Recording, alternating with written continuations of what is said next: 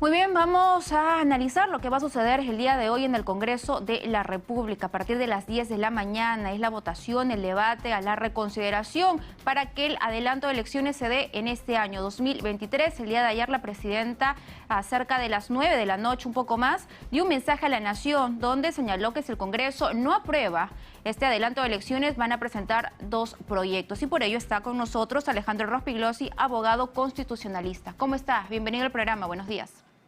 Buenos días. Sí, a ver, a propósito con lo que ha señalado la presidenta Dina Boluarte, son dos iniciativas. Una de ellas es el proyecto de adelanto de elecciones para que sean este año indefectiblemente, es lo que ha mencionado. Pero, ¿qué sucede si el Congreso de la República el día de hoy decide rechazar esta iniciativa? ¿El Ejecutivo puede presentar un proyecto igual al que ya fue rechazado? Primero hay que decirle a los ciudadanos que la situación al día de hoy es que no tenemos ningún cambio, ninguna reforma constitucional y por ende el Poder Ejecutivo y el Poder Legislativo culminarían sus funciones en julio del 2026. Esto es una situación insostenible porque hay protestas y convulsión social a lo largo y ancho del país que desean elecciones lo más pronto posible, que desean una alternancia en el poder. Entonces, de los 130 congresistas hay algunos que han sabido percibir la preocupación ciudadana, pero hay otros que son indiferentes, viven en una burbuja y quieren seguir hasta julio de 2026. Eso es insostenible. Es por eso que la presidenta de la República, en su mensaje a la Nación, anoche, ha dicho lo siguiente, que si es que hoy no se destraba este estancamiento en el que nos encontramos y no se aprueba una reconsideración en el Pleno del Congreso con 66 votos y posteriormente se aprueba la reforma constitucional para que las elecciones sean en abril 2023, bueno, ella hará uso de sus facultades para presentar dos proyectos de ley en los próximos días. ¿Cuáles serían? El primero, insistir en que las elecciones sean en octubre de 2023. Quizá con el transcurso de los días los parlamentarios reflexionen y se den cuenta del error en que están cometiendo.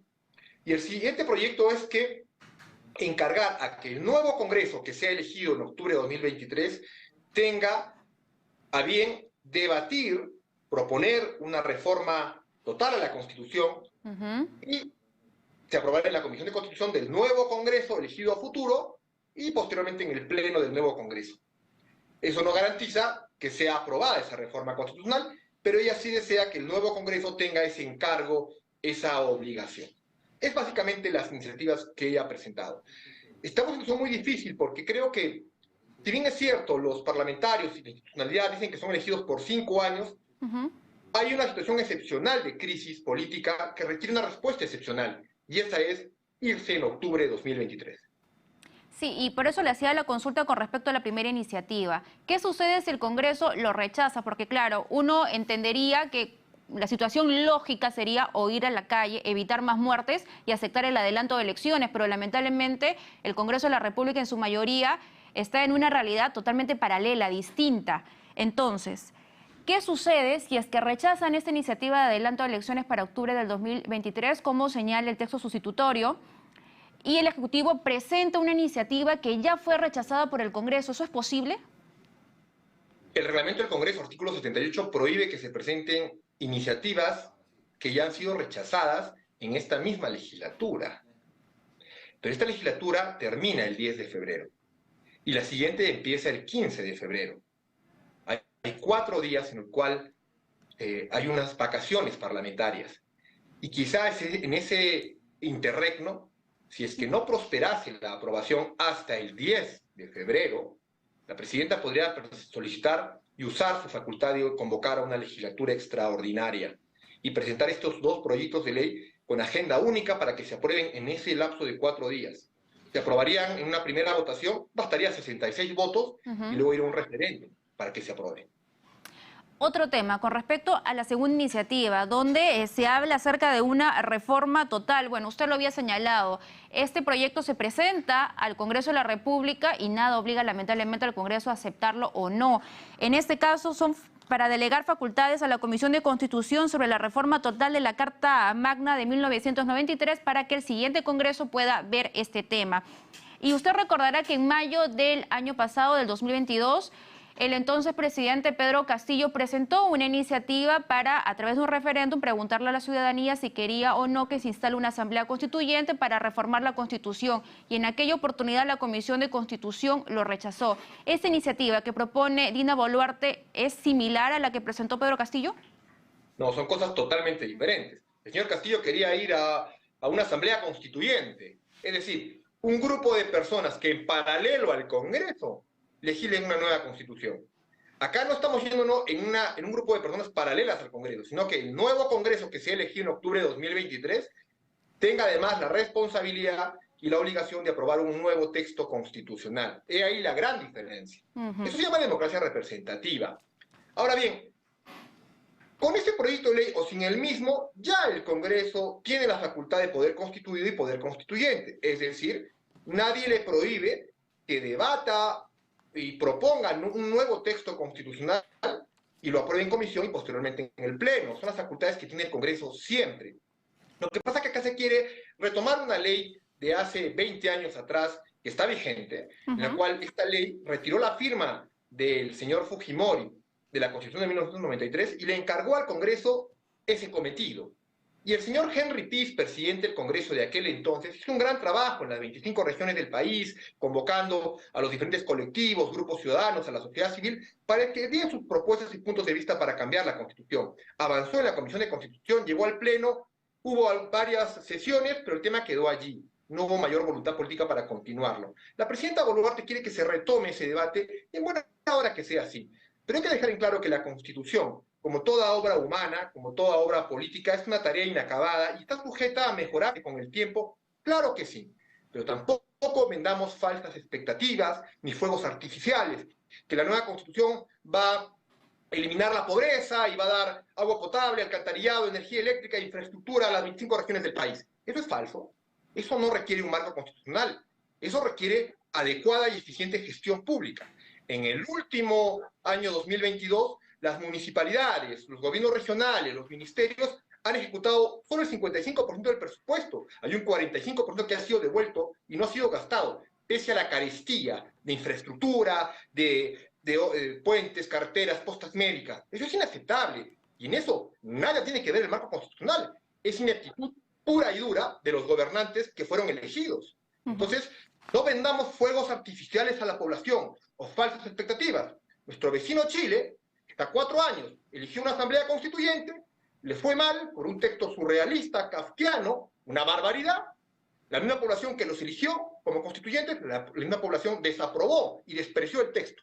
Hoy van por una segunda constituyente, con nuevos integrantes, para elegir un segundo texto. Y siguen entrampados en eso, mientras la inflación y la carestía sigue aumentando. Entonces, no confundamos a la población. El marco constitucional es importante, pero es un marco. La gestión del día a día, de mejorar la calidad de vida del ciudadano, depende de su alcalde, su gobernador regional, su congresista, su ministro y su presidente de turno. La única forma, se entiende, y muchos especialistas así lo señalan, para poder acelerar las elecciones es que la presidenta Dina Boluarte renuncie. Si bien es cierto, hasta el momento, pues ellos han descartado esta opción. Pero en el caso esto suceda, ¿qué tipo de elección sería? Lo que dice el congresista Montoya es que solamente sería una elección para elegir el presidente de la República, más no a los congresistas. Y en la Constitución, en el artículo 115, tampoco se precisa exactamente qué tipo de elección sería. Por lo tanto, hay un vacío. Pero en el 2000 vivimos esta figura y se fueron todos, ejecutivo y legislativo. Esos parlamentarios, transparentes en decir que quieren quedarse hasta julio de 2026, pero absolutamente equivocados con la política del avestruz, meter la cabeza debajo de la burbuja y no ver lo que pasa en la realidad, aferrarse al cargo. Muchos de ellos con buena intención, pero hay otros que lo hacen por un interés puramente lucrativo y crematístico. Si usted ve la organización jurada de hoja de vida, cuando postularon en el Jurado Nacional de Elecciones, cuánto ganaban antes de ser parlamentarios y cuánto ganan después de ser parlamentarios, y ahí uno puede darse cuenta que su interés es crematístico y no la defensa de la democracia. La última ratio, la última opción es la que usted señala. Que la presidenta, habiendo agotado facultades de legislatura extraordinaria, de enfrentar proyectos de ley, y no le hace caso, La última opción, esperemos que no sea esa, sería renunciar al cargo y se convocaría inmediatamente elecciones generales, que son congresales y presidenciales. Es la última Generales, opción sí, doctor, generales general. porque ya hay un precedente que lo detalla. Hay un precedente que es la de las elecciones del año 2000, cuando renunció el señor Fujimori. Ujú. Claro, sí es una ley de reforma constitucional. Ahora podría hacerse la misma, pero bastaría con llegar a 66 votos y en el referéndum sería una aprobación aplastante para aquellos que se aferran al cargo. Claro, porque ese, por ejemplo, como usted lo había detallado, es un vacío, porque eso no se precisa textualmente en la Constitución, es una interpretación y a veces hay distintas interpretaciones sobre un mismo tema. Entonces, si vamos a, si este nuevo Congreso, en todo caso, porque ese ya está de salida, este nuevo Congreso sería el encargado de precisar, hacer esas reformas a la Constitución, pero la presidenta Dina Boluarte señalaba una reforma total. ¿Es posible una reforma total o en todo caso usted apostaría por una parcial? Yo apostaría porque la Constitución se reforme en los pequeños aspectos que debe reformarse. Por ejemplo, que el presidente en funciones pueda ser investigado, denunciado, sancionado por delitos de corrupción. Ya no con figuras anacrónicas que establecen una inmunidad y un antejuicio. Eso sería una reforma importantísima que deberían dejar a futuro. Y otras más, pero borrón y cuenta nueva, innecesario. Que es una reforma total de la Constitución. ¿Cuál es la semántica de reforma total? ¿Qué? ¿Un nuevo derecho a la vida? ¿Un derecho a la paz y la tranquilidad? ¿Derecho al trabajo? Eso ya está en la Constitución. Y repetirlo en la nueva Constitución no es una reforma total, es una reforma parcial. Así que hablemos con propiedad. Entonces, acá estamos jugando con venderle fuegos artificiales a la población. Y eso no es correcto. Y bien, hablemos de plazos. Ok, supongamos que el Congreso de la República, esperemos que no sea así, pero ya nos ha demostrado el Congreso de qué forma actúa, ¿no? Entonces, en el hipotético caso de que rechace el adelanto de elecciones, la presidenta Dina Boluarte presente estas iniciativas que ya ha adelantado, ¿cuánto tiempo tardaría para que estas personas, este Congreso, se vaya? Sería dentro de este año, claro está. Yo creo que en los próximos 5 o 6 meses pasaría tal cometido, ¿no?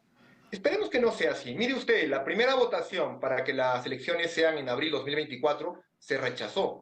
Y fue gracias a ustedes, los medios de comunicación, que los parlamentarios reflexionaron, aprobaron una reconsideración y se aprobó para abril 2024. No sé qué ha pasado el día jueves, que ponen un texto sin consenso y hoy no tenemos nada. Así que yo espero que los parlamentarios reflexionen y que no le den la espalda al país. Sí, porque una de las peticiones, además de la insistencia en la Asamblea Constituyente por parte de un sector de la izquierda que dice sí adelanto elecciones, pero referéndum para que la población se pronuncie sobre la Asamblea Constituyente. Y hay otros que señalan que en vez de ser estas elecciones que completarían, serían de 5 años y medio los que durarían en el cargo estas nuevas autoridades, sino que sean complementarias. ¿Por cuál sería, en el caso de usted, por cuál, digamos, propuesta apuesta? ¿Por los 5 años y medio o por las complementarias? Yo creo que deberían hacerlos, buscar la manera que sean 5 años, ¿no? Buscar la manera que sean 5 años. Ahora, aquellos parlamentarios deben saber que en el Congreso son 130 integrantes y se aprueba por votos. Y para llegar a consensos hay cosas que uno tiene que ceder y dejar de lado. Esto de buscar una asamblea constituyente, no hay los votos, no hay 66 votos. ¿Por qué insisten en ello? Porque es el mascarón de proa, porque es la punta de lanza, para no buscar ningún consenso y quedarse hasta julio de 2026. Eso es lo que hay que desenmascarar.